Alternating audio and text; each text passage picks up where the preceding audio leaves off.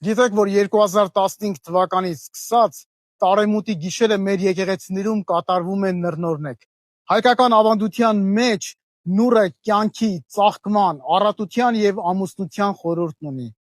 Նրան խորհրդաբանությունը շատ տարբեր է քրիստոնեության մեջ։ Այն խորհրդանշում է Հիսուս Քրիստոսին, նրա հրաշափառ հարությունը, Տիրամորը, շնորհների բազմազանությունն ու առատությունը։ Նուրն այն պտուղն է, որ ճաշակեցին մեր նախածնողները, Ադամը եւ Եվան։ Ըստ եկեղեցու վարդապետների Նոյը տապանը փակեց նռով։ Նուրը նաեւ եկեղեցու խորհուրդն ունի։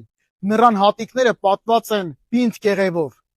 Ինչպես որ բազմազան են եկեղեցու անդամները, այնպես էլ միավորված մեկ եկեղեցու մեջ։ Եկեք միասին նոր տարին դիմավորենք եկեղեցում, աղոթելով մեր երկրի եւ եկեղեցու անսասանության համար։